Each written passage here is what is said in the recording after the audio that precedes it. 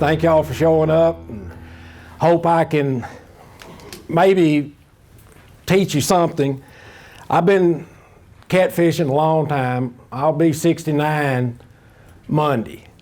And I started catfishing when I was about 13 years old. And you know, you hear all this nowadays about bumping and all.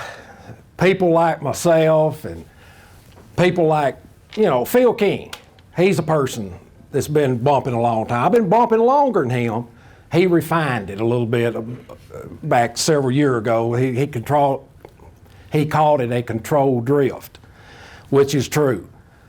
But I started out with about a 5-foot solid glass rod made by different people, South Bend, Shakespeare, what have you, with a wooden handle. And that's what we used to bump with. The difference in those days and today, catfishing is still the same. It's the technology that's changed it. You've got the grouse. We didn't have a trolling motor. We drug a chain when the current was up. You know, I never will forget the first trolling motor I ever had. You know, it was just it wasn't much to it, but it worked. And we didn't slow the boat down a lot. We just controlled the drift, and we pretty well fished vertical. All of those ways will work. I don't care if you drag the baits down the river, call that drifting, or bumping the bottom and at the speed of the current, or if you slow the boat way down. But the main thing I'm going to talk about is not really the technique of bumping.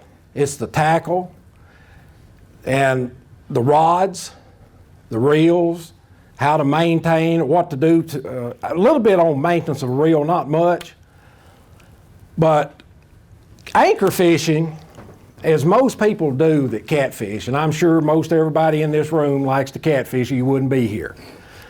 But anchor fishing is just, there's a wide variety of anchoring rods on the market today.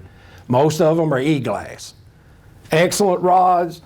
You just find the ones that fit your needs. If you're a channel catfisherman, surely you want a rod that's got a light tip, a lighter rod. If you're fishing for big blues or fishing heavy current, the Mississippi River, the Missouri River, whatever, you need rods with a lot more backbone, even a stiffer tip. You don't want a rod out there bent down like this with a 12-ounce sinker on. You want rods setting up pretty good. So you've got some backbone to pull that fish in. Now, most people throw the anchor, throw a buoy ball in and go get the fish. I always, probably 75% of the big fish I ever caught, I brought them upstream. And you gotta have some backbone. But there's a couple of things on reels. You know, when I drift, I just want a small reel. I don't want a big reel. Like when I first started drifting, when I was a kid, we had a Penn 9Ms. We used that for anchoring, drifting, you name it. It was a Penn 9M. Well, the reels today, I'm not really promoting too much of anything. First thing, I'm not going to stand up here and tell y'all that this is the best there is. You just have to make that up for you. You have to make that judgment for yourself. But I'm going to tell you what I look for. But on a reel, I want a low profile. My thumb, now I have arthritis pretty bad, and my thumb, if it's high up, a larger reel, my thumb really gets to hurting. And I know a lot of people, I think Phil King's had tendonitis in his elbow, he's had shoulder problems. I've had hands fused. And I don't know if it's because of drifting or not, but you sit there and you raise that rod all day long, day in and day out, it wears on your system. But I like a low profile reel, and I've gone to a higher speed ratio to where when these catfish, the blues in particular, when they bring it up, you can catch up with them a lot quicker. And this reel here is a 6.4 to 1. The reason I like this reel is the number one reason I use any reel that I put on a rod. It's got a good drag. I mean, it's smooth. And I'm going to give you just a quick demonstration of how I set a drag. Now, I know you've heard people say they had 20 pounds of drag and all this stuff. Well, I'm going to tell you something. 20 pounds of drag will put you to your knees quick. That right there is 5 pounds. And this is my bumping rod. You can see the bend in it.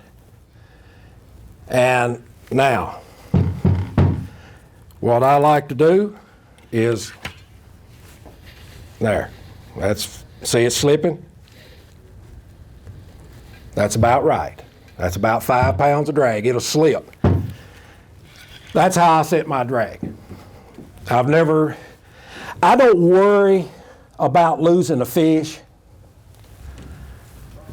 I don't care, a 20-pound fish or a 100-pound, I've never caught a 100-pounder, but if it weighed 100, all he can put on this is 5 pounds of drag.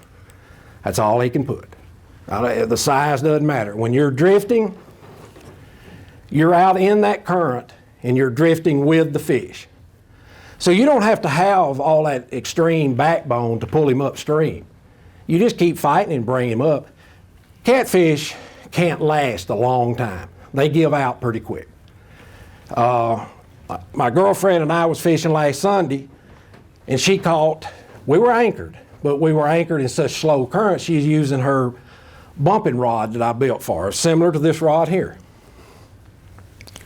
She caught a 56, and it took about 7 to 8 minutes to get the fish in the boat.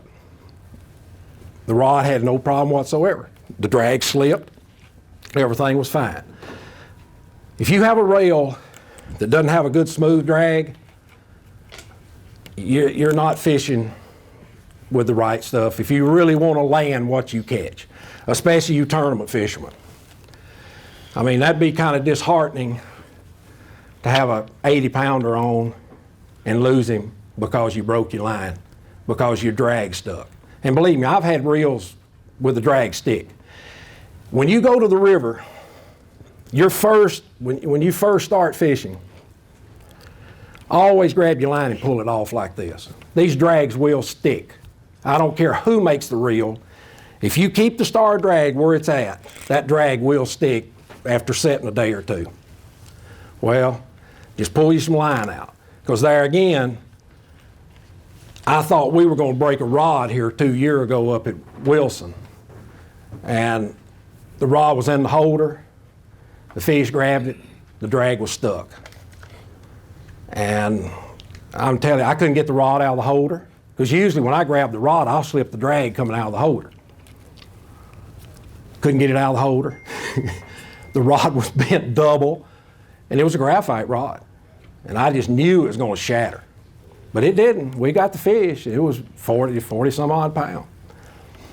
But a good drag, and then keeping your reel maintained. There's not much goes wrong with these reels except level winds. Now, most of these reels like this one, your low profile reels, they're going to have a disengaging level wind. That means, of course, when you push the free spool, the level wind stays where it's at. It doesn't go back and forth. Where if you have a regular reel, when you rear back and throw a 6 ounce or so sinker, rear back and really let her rip, that level wind is changing direction really quick. I have literally had them jump track and little brass dust just flying everywhere in the air. And I've always, in years past, I've always maintained my own reels. And I always used a lightweight oil on my level winds. But I'm going to give you a tip, and you try it and see if it doesn't work. I use dry lube. I use a spray dry lube that's got Teflon, PTFE. You spray that level wind real good. Now, I disassemble my reels completely. And be careful, because them little springs and them little pieces, and you can't find them. Then you've got a reel you can't use till you get the part. Well, spray that level wind real good, the bar that the line eye rides on and everything. Just spray it real good, let it dry. Then I spray it again, let it dry again to where I've got a good coating. And I have literally got reels, bait casting reels that I anchor with that do not have disengaging level winds, that the level winds are nearly 4-year-old. And these reels have been used a lot. But other than that, there's a lot of good reels on the market. And if you'll take care of them, they'll last you, most of them will last you a lifetime. I have never had the gear train in a reel go bad. I've worn out drags, had to buy drag washers, but I've never had a gear train. People advertise they've got the strong gear train. I've never had one go out yet. Now to rods, that's the main thing. I build some rods. I don't build them as a business or anything. I'm not competing with any rod builder. I've used rods from various people throughout the years. And like I said earlier, your anchoring rods, most of that is pretty well cut and dry. You can buy just about anything you want to anchor with, whether it's for channels, flatheads, blues, high current, low current, you name it. But when it comes to a good bumping rod, or I call it drifting rod, they're not easy to find. The number one thing, I want a light rod. I want a good, high quality graphite rod. This is not going to be a $75 to $100 rod. If you find somebody that's got a graphite rod for under $100, the quality is not there. There is no way. And also, you know, the guides and everything. But anyway, back to just the quality of the rod. One of the first rods that Tom Knox in Kansas City, Missouri, he builds rods. And he's got the rod shop. Well, he had a rod. I've back up just a little. I've been building rods for close to 40 years. And I'm not an expert rod builder as far as the wraps and all that. But I know about as much about rods as probably any of the rod builders that's here today. And I know what I need. But the John Jameson's signature bait walking rod, I used it some here a couple of years ago, and I liked it. It was a good quality rod. It was an IM6, IM7 mix. And I even built 2 or 3 of those blanks for myself. I built them the way I wanted the guides. Now Tom builds rods, but I knew what I wanted. And I wanted more guides, and I wanted smaller guides. But building a rod it's a good hobby, and you can build it the way you want it. Do you want cork? What quality of cork do you want? I mean, you can buy cork from almost junk with a lot of holes in it to the highest quality that costs over $2 for every ½ inch of cork material. You know, what kind of threads do you want? What color do you want? How far do you want the guide space? What kind of guides do you want? And when it comes to guides, I know people don't like these insert guides because some people treat their rods rough. If you're going to treat your rods rough, you don't need one of these. You do not need a high dollar graphite rod if you don't take care of them, because you will break them. And it's not like a glass rod. You can't throw this thing around in the boat and step on it and stuff. It will break. And there went $250. You're out. But stainless steel guides, they're okay if you get good ones. People think stainless steel is hard. Stainless steel is not hard. Stainless steel is tough. It's hard to machine. It'll create a lot of heat on a tool bit, a drill, whatever you're using. But with also braided line will eventually cut through stainless steel guides. It'll cut into them. And now they're hard chrome plated. The good guides are hard chrome plated. Hard chrome is hard, but it's nothing compared to these zirconium, alkanites, and all that. These inserts, these ceramic inserts, and these new guides nowadays, you can buy the good guides and they'll stay in 10 times better than the old ones. They've got a recess for the ring to set in. It's kind of a cup, and that ring sits in there and glued in. It's got a lot more coverage than just the old straight guides that we used to use. They hold up a lot better.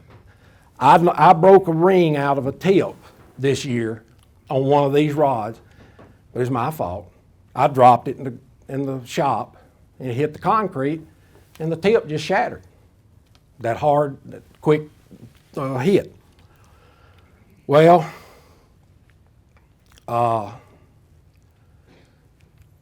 with a custom built rod, or anyone that manufactures a rod, you want enough of guides on that rod that your line does not touch the rod with it at a 90-degree bend. And that, I've done lifted that. If you'll notice, that line never touches that rod. That gives you equal spacing, equal load sharing on that rod. If you don't have equal load sharing, that rod a lot of times will break. Not a lot of times, but it is custom to break because the load sharing is not equal. You can bend this rod as long as you don't high stick these rods. These rods will take a bend. You know, you don't have to worry about the fish breaking the rod. You got 5 pounds of drag, 6 pounds of drag. He's not going to break the rod. But I'm going to tell you something. You let that rod get up here, up high, and you got all the weight out there on that tip, you're going to break it. You may not break it the first time, but you're going to break it. The only rod that I have ever broken in fiberglass, I used to fish, I still do, fish with the big cat rods. They were manufactured by Quantum. They were excellent rods. I've only broken one of them. And that's how I broke it. I high sticked it on a 20-pound fish, throwing him in the boat. I didn't net him or anything. I just was throwing him in the boat, and I broke it. But one thing, Lisa, would you get me some water? My mouth is as dry as this floor. But get good guides. To me, good rods are so much more pleasurable to fish with than just a cheap, heavy rod. Now, I know you can't afford it sometimes. You just, I mean, heck, you got kids, you got a home, you got a family, you can't afford it. Been there, done that. But if you can, get you some good quality rods, whether it's thank you.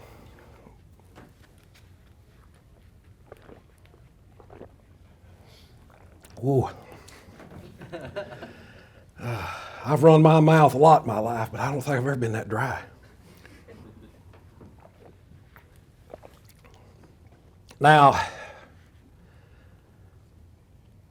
a lot of people like cork on their handles.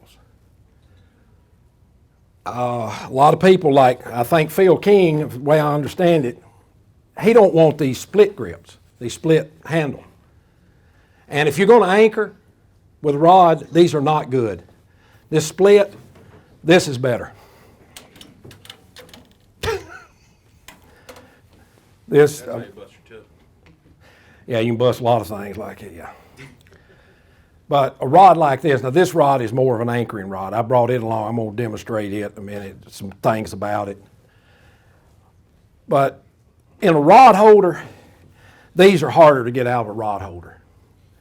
And cork is fine, but foam is fine.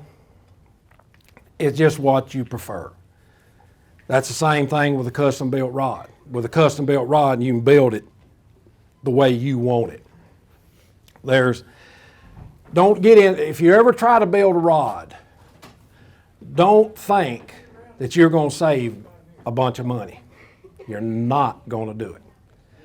First thing is you got to figure out what blank you got to have. I've got a shop full of rods that I've built through the years that did not turn out the way I thought they would turn out. Finding the right blank is about the hardest thing of it all, is getting the right blank.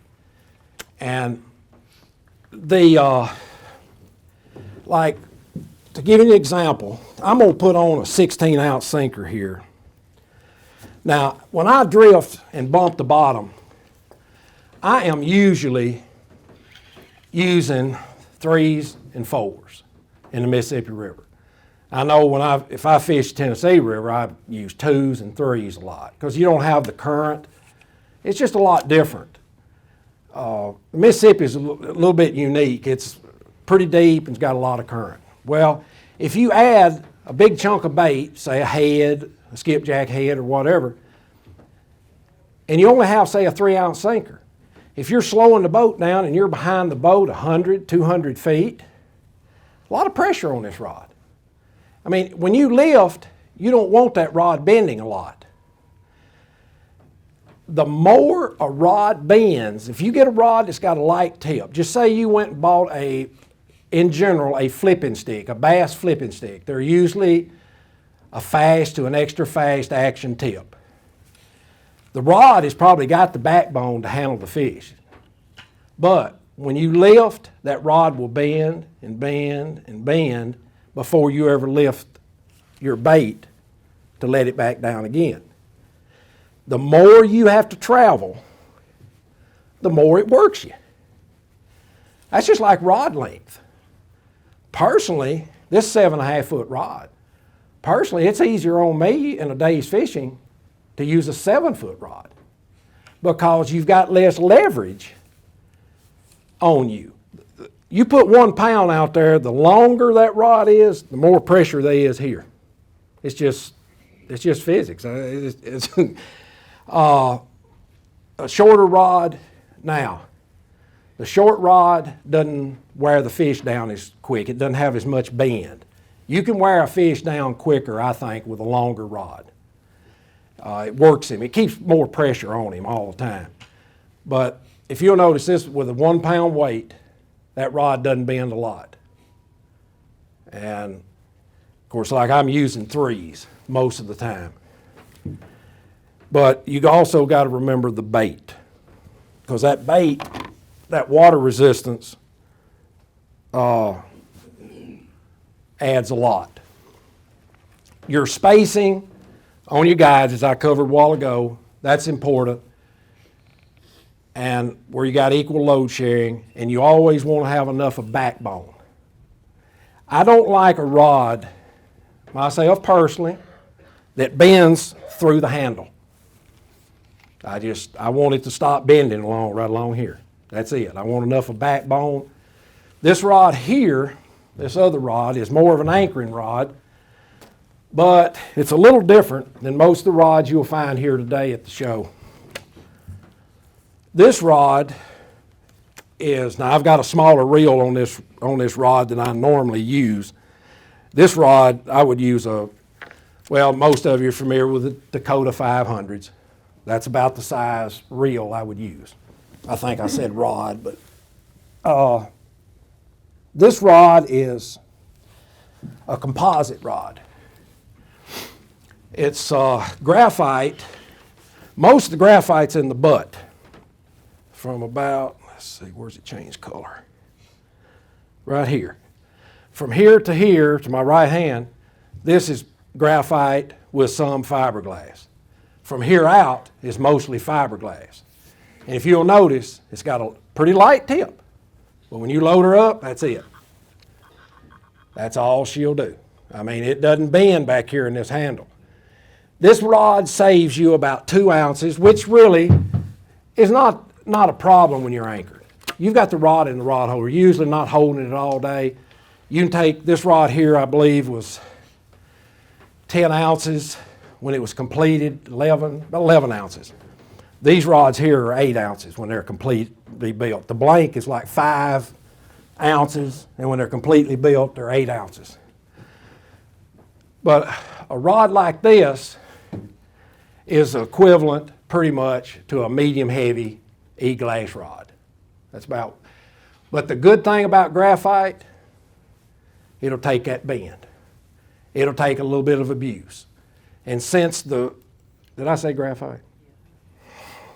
The fiberglass in the tip will take the abuse, where you have the graphite back here in the handle for the strength and a little bit of lightweightness. And you don't have to worry too much if it ever breaking back here. If you ever have a rod break back here, there's a bad problem. So I don't know what happened, but you've got a bad problem. I know we ran in some rods several years ago, and I think there might be some people in the audience that remember it. The Chinese people decided they'd save a little bit of money.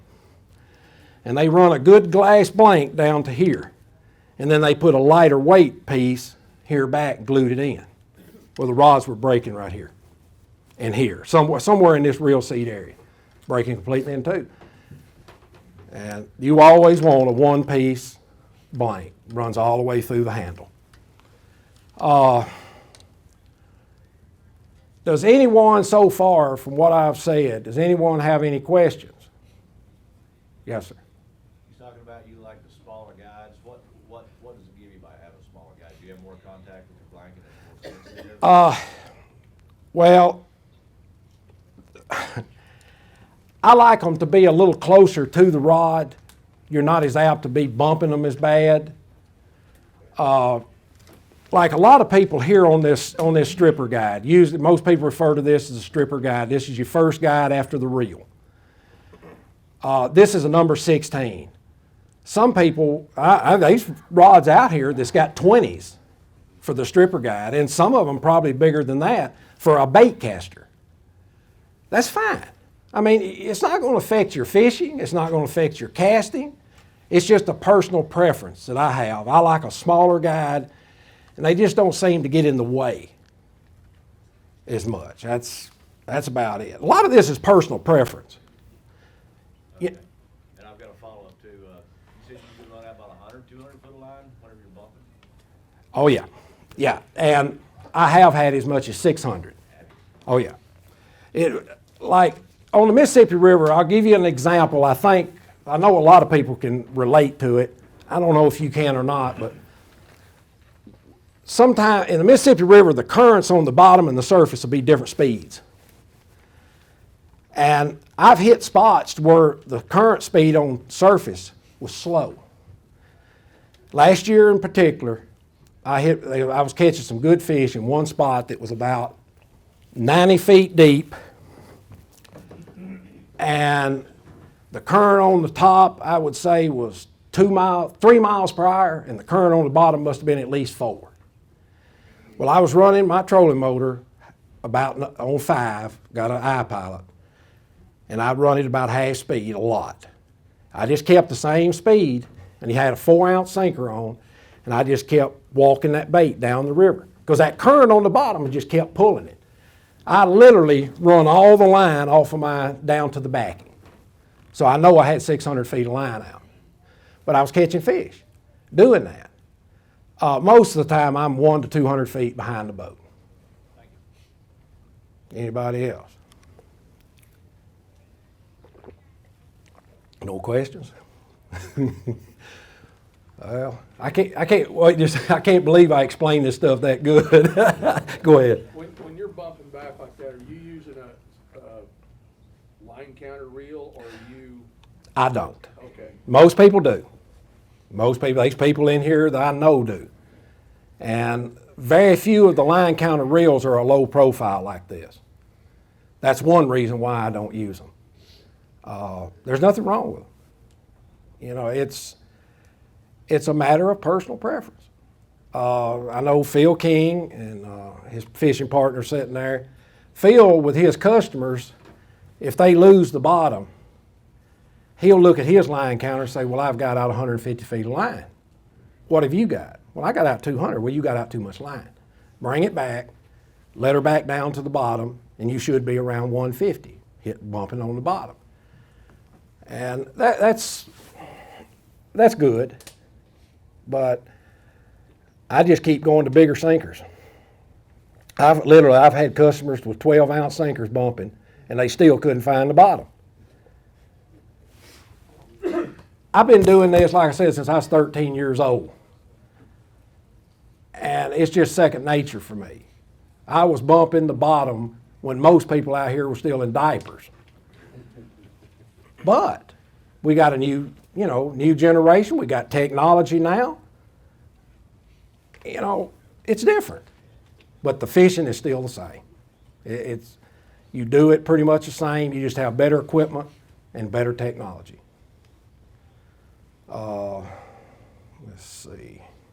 Anybody else have a question? With the smaller guys, they just look better. I used to build rods all the time too. Yeah. It's just more aesthetically pleasing to the eye when you got a high dollar blank and you don't have them great big ringed Yeah. eyes on there. They just look better.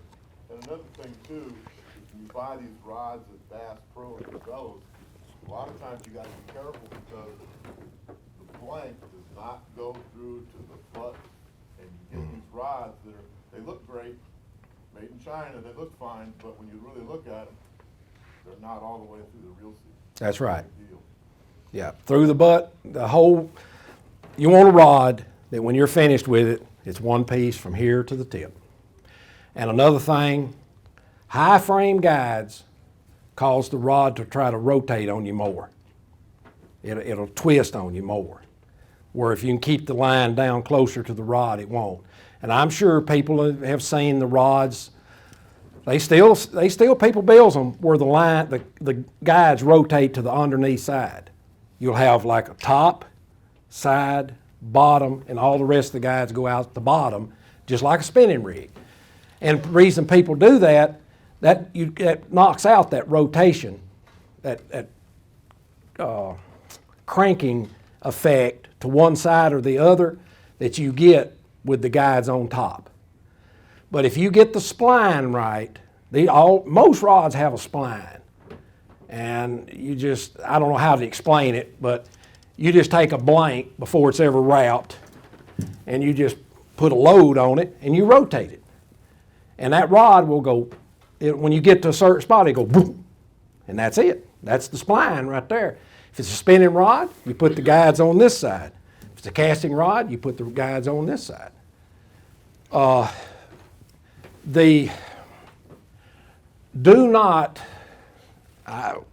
again, it's personal preference, but I would not have a rod with single foot guides. They're just too fragile for catfishing. You want a good double foot. These right here are Patterson guides. Fuji makes good guides. American Tackle makes good guides. But these are Patterson, and they are really good guides. They got a good frame, and they hold up a lot better than people. The guides that a lot of people, like when the Big Cat rod came out years ago, the weakest point on it was the guides. And nearly half of the Big Cat rods that I still own today have been completely rebuilt. I stripped them down to the blank and sanded them and painted them and rewrapped them, got more money in them rebuilding them than they cost new. But the reason I did that, they're good blanks. They're as good as anybody's blank. And I just love them. I got the mediums, medium heavies, and heavies. The qualities of graphite is a point. Carbon fiber, graphite, it's all the same. But there is so many different carbon fibers and graphite fibers on the market that it's very confusing. And I've read a lot on it. There's so many different fibers today. I know a few years ago you could pretty much go with either the IM number, like IM4, IM6, 7, 8, and that'd pretty well tell you the quality of the graphite. Also the modulus, 20,000 modulus, 30, 40s. Well, now, they have so much of the different carbon fibers, the Torays, the Japanese fibers, and they're also mixing them. A lot of these rods are mixed with a R6 and a 7, or a 4 and a 6. And a lot of times they do that for durability.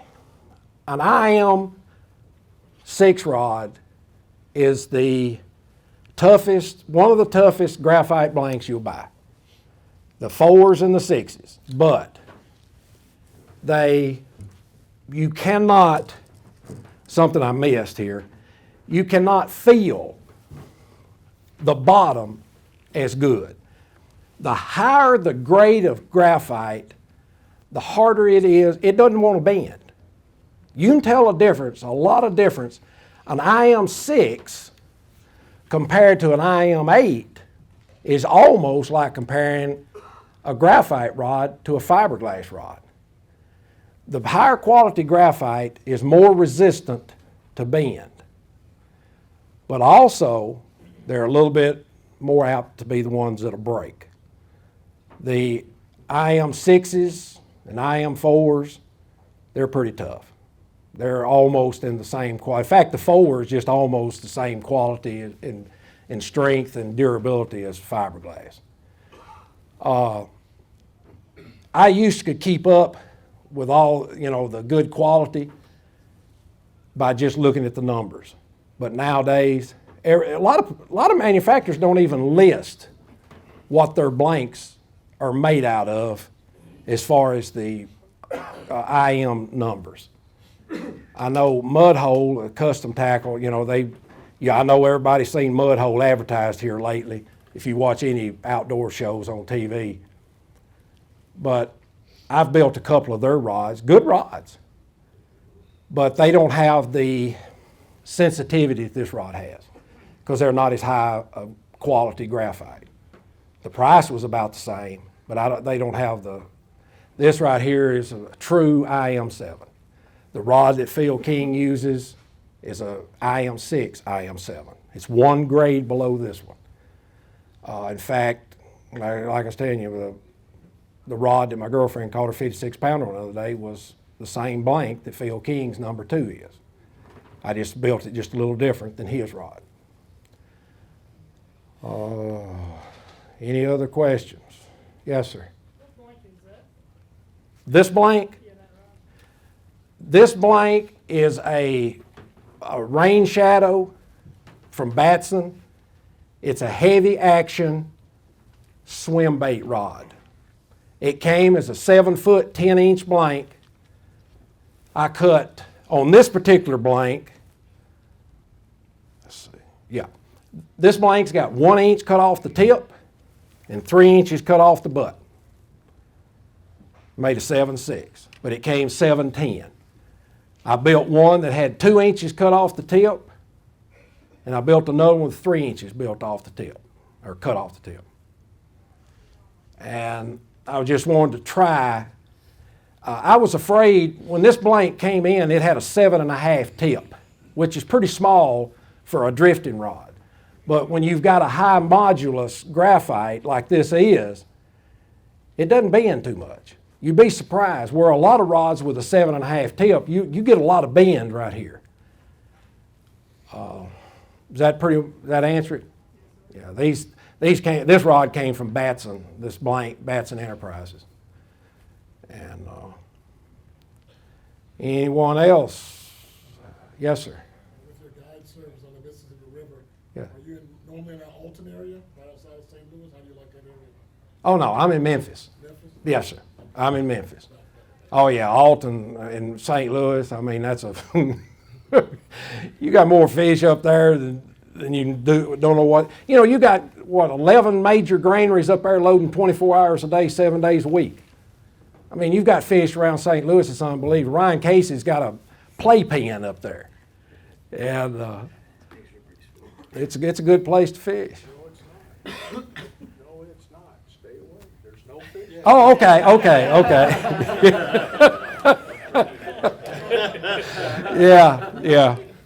Yeah, the guy over here, he's catching fish left and right. And you talk to him later on, he said, yeah, I caught him over here. Anybody else got a question? I know with the equipment, drifting or bumping, the problem that I always have is, I can feel the bottom, and then I'll get out 200 or 300 feet of line, and then I'm not feeling the bottom, and I start reeling in, and I've snagged. And Yeah. that seems to be the tendency, so it's that fine line between, feeling the bottom and getting yourself, in rocks. Absolutely, absolutely. And you use braid? Yes. Okay. Braid's another, if you don't use braid drifting and bumping the bottom, you're missing out. I mean, really, a good graphite rod, good braided line. And after you do it more, you'll get better. And you'll feel that line a lot of times rubbing that hang before you get home. You'll feel it. I've felt it a lot. Sometimes if you'll start reeling real quick, you can go over it. You'll miss it. Sometimes you just hung. That's all you make out of it. You just hung. Of course, the further away from the boat you get, the harder it is to feel the bottom. A lot of people, there's people that like to fish slower than me. I fish pretty slow. Some people fish slower, and I mean they run the trolling motor harder and they drift down the river with more line out. I have caught fish around Memphis and the Mississippi River and Tennessee River just almost straight up and down. I just feel like that if you slow the boat down and present the bait a little bit slower to them, it gives them a little longer time to zero in on it. And in real muddy water, I don't do very good drifting. I think there's so much mud and scent or masking of the scent or something in all that muddy water, it's harder for them to zero in on that bait. And I know we know very little about blue cat. I can tell you that. People say, I'll give you an example. Catfish spawn, 72-degree water? Is that about right? They spawn usually in June, most places, down where I'm from. May, June. I have caught blues that just come off the bed in middle and late September. And the river down at Memphis had been 80 or above for 3 months. And I caught them in 80 foot of water. Now, did they spawn that deep? I think they do. That revetment that we have so much of down through that section of the river from K Road to Vicksburg,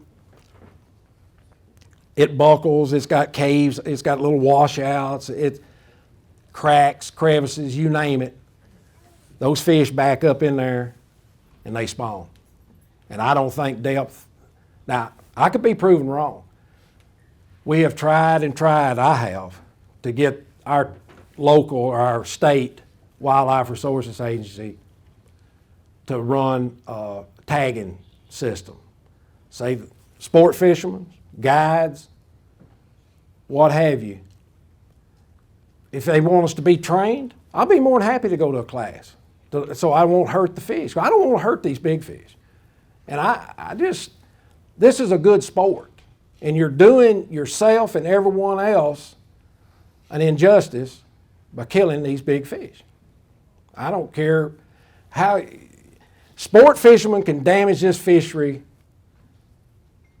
just almost as much as commercial fishing can. If you catch, because we catch a lot of big fish.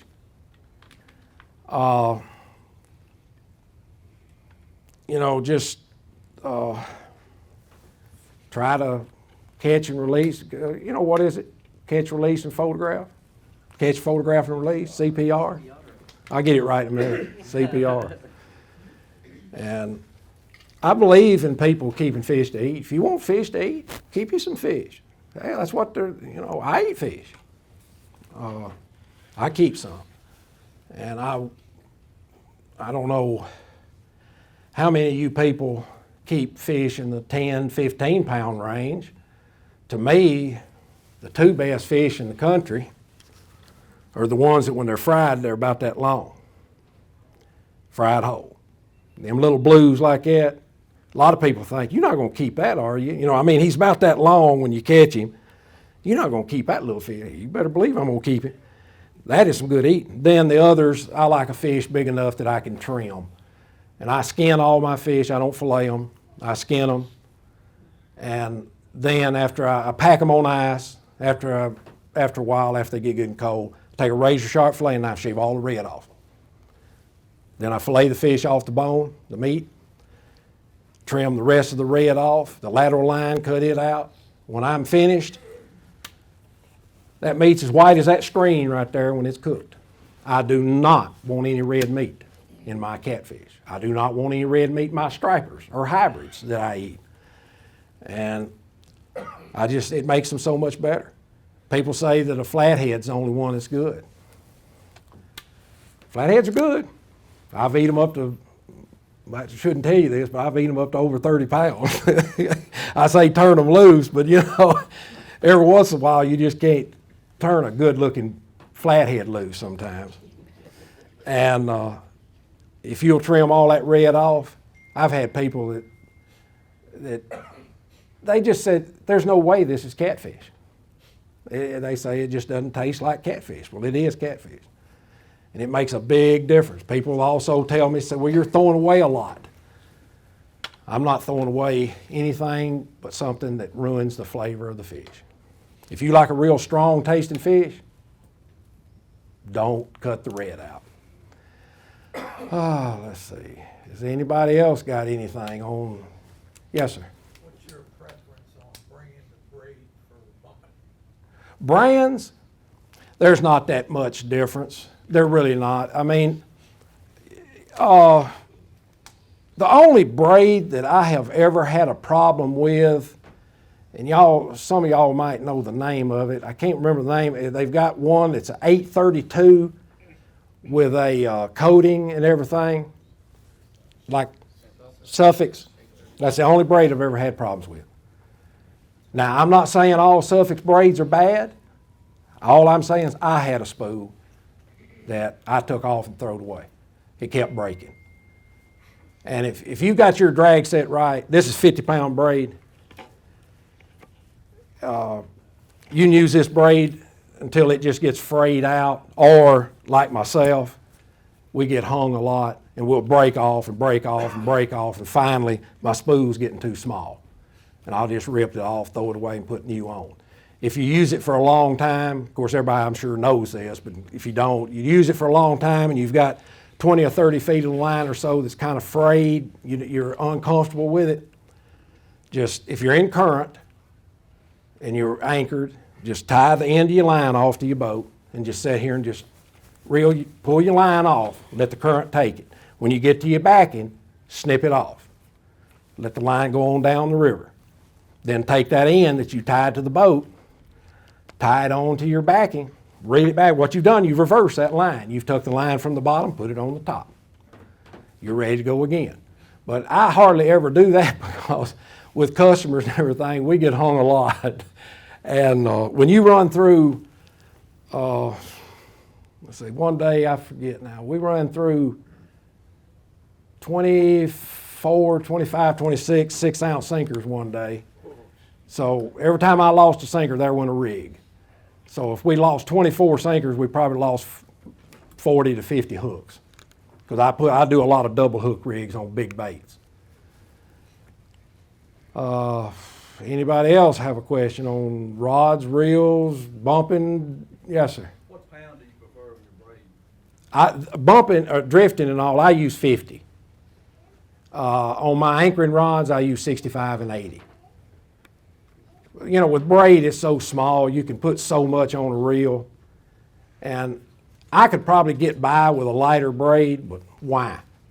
Now some people use 65 and 80 on their drifting. That's fine. If that's what You know, you don't have to buy a lot. Yes, sir. 100. There's one thing for sure. Yeah, but what's your leader that you break with? 60. And what reel are you using drifting? Okay. You've never done any reel damage? Okay. Because with a small reel like this, I'm a little bit afraid of putting like, I fish with this. This is a 50-pound braid. My break leader is 40-pound mono. I've got a piece of 40-pound mono in here between my hook rig and my three swivel rig. That's what breaks. And, you know, like 60 and 70-pound mono on a reel this small, that's a lot of pressure on that spool shaft. That little spool shaft's small. Even on the Dakota, that spool shaft's still small. A lot of times those spool shafts will bend and the spool itself will hit the frame of the reel. And that's what stops it. If it wasn't for that frame, you'd bend the heck out of that spool shaft. I know back years ago, I used to use a lot of Garcia. Garcia's a good company. I'm not knocking them. But the frames, the pin post frames, now these are one-piece frames. A lot of your good reels nowadays are one-piece frame. The pin post frame, like the Garcia, the frames would get loose on me from catching big fish, getting hung up, putting a lot of load on it, and the reel, you could take it and just, you know, it would wiggle. And the spool would rub the frame. Under any load, the frame would flex, and I'd send them back. I'd send anywhere from 1 to 4 a year back to Garcia. They'd send me a brand new reel. I mean, it wasn't any problem, but it's a little aggravating. Anyone else have a question? Yes, sir. Are you tying to a double swivel and then a dropper to your weight? Yeah. Now, I've used a variety of everything. You know, your standard three-way swivel. You know, it's got a barrel in the center. I don't use them anymore. I used them for years as a kid and everything, and I'll tell you exactly why. That round barrel in the center has got sharp edges. And you get that line wrapped around there and got a good fish on, it's going to cut it. I've used 3 swivel rigs. I used them for years. I still use them sometimes. But you know, there's a swivel now. I don't have any with me, but it's a swivel on a swivel. I see some people know what I'm talking about. You can buy them on eBay and all that. And the swivel that is on the bigger, there's 2 sizes there. What I use is a 1/0, 2/0. They're about 100-pound test. Now, all my other swivels, barrel swivels, I use stainless steel. I don't use any brass swivels anymore. I've had too many of them pulled apart. Unless you use the big ones. You know, I mean, you're talking about the 200-pounder, 150 and 200-pounder. I've had 75-pound swivels literally pulled apart with this 50-pound braid and 40-pound mono. It shouldn't happen. But that swivel, and I forget what they really call that swivel, you put the top eye, the top eye has got the other swivel hanging underneath it. That's to my main line, that top eye. The bottom eye is to my sinker. Then that swivel that hangs, that goes to my hook rig. Now, if I'm anchoring, it's the opposite. My sinker is on that swivel that hangs. And my hook is straight in line with my main line. That's the only difference. But those swivels work really good, and I get a pretty big swivel. I think they're 130, 150-pound test. And so far, now they'll bend. You get them hung a few times, and you notice they'll bend. I usually cut them off and chunk them. Because anybody that's ever reloaded or anybody that's ever worked with brass at all, you bend it a time or two, it's going to get brittle. It work hardens. Anyone else? What style sinker do you use for bumping? Mostly cannonballs. I like something with a big bottom. A bank sinker, I use a lot of bank sinkers anchored, but you want more surface to hit. It gives you a better thud when you hit the bottom. Now, this like a bass casting sinker that's a teardrop, bell shape. That's a good sinker. Something with a lot of bottom area. And oh, by the way, people are always saying a no-roll sinker. In the Mississippi River, there's no such thing.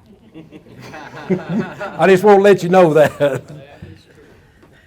Yes, sir. What would you say the best bait you've had for catfishing? The best what? Baits you've had for catfishing? Oh, well, skipjack, shad, Asian carp, crappie. Believe it or not, I've caught a couple of real good fish on crappie. Whether they're legal or not, I just catch them with a cast net. I throw a cast net quite a bit. I don't know, where are you from? Wilmington, Ohio? The Asian carp down in our neck of the woods has just about ruined our shad population. And because they eat the plankton and algae and everything, just like the shad. And they've literally starved our shad to death. Yellow belly. Little catfish. Bullhead. Oh, bullheads, I have trouble finding them small enough. Every one I catch weighs over a pound, and I've used them, but I've yet to catch a fish on one. But boy, everybody that can catch those about 5-6 inches long, they say they're as good a bait as you can get. But I just don't know. Like a lot of people use brim or bluegill, whatever y'all want to call them. I've never done real good with brim, but a lot of people have. Cut the carp Oh, Asian carp? or any kind of carp. Yeah, oh yeah. Buffalo's good bait, especially a live buffalo. Live buffalo about that long. Blues and flatheads both will eat. Some of the hardest hits I've ever had in my life was on a live buffalo. Because when you throw a cast net, you're liable to catch anything. Anyone else? Yes, sir. Well, the only problem I see with if it's shallow, the fish are going to run out from underneath the boat. And usually in a shallow river, you don't have enough of depth, nor do you have enough of current to get your bait way down the river away from your boat. Because the guy that's speaking next, Jason Bridges, we were talking just the other day, he located some fish on his side scan in 6 feet of water the other day. Some big fish. But when he got his boat up there, they weren't underneath the boat. I mean, that boat, the pressure of that boat in the water, it don't have to be banging. The pressure of that boat and that trolling motor and things, even the transducer going ding, ding, ding. They hear it, they feel it. Let's face it, catfish is a swimming, they have they have the best senses of any fish that swims in fresh water. Sound travels 5 times faster in water than it does air. You know good and well they can hear you. So, anyone else? You using circle hooks? I use a lot of circles. I use a lot of octopus circles. I use, like drifting, Eagle Claw makes a 72-28. It's a bent eye octopus circle. I use a lot of them. I use, Daiichi's got a very good circle hook, just a straight circle. Now, it's not their bait hook. What is that bait hook Daiichi's got? What's the name of it that y'all use? You know, the big red hook. Yeah. Well, you use them and don't even know what you're using. Circle chunk light. I mean, that's a good hook. That's what it is. Circle chunk light.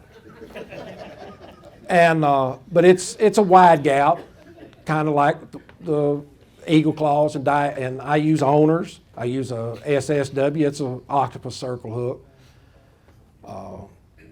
Yeah, I like. Now you still can't. If you like to set the hook, you can't beat a Kale. I don't believe you can beat a Kale hook day in and day out. But I found that anchoring the best hook I've used lately anchoring is that Daiichi improved, I believe it's improved circle. It's a true circle hook. I use it in a 12/0.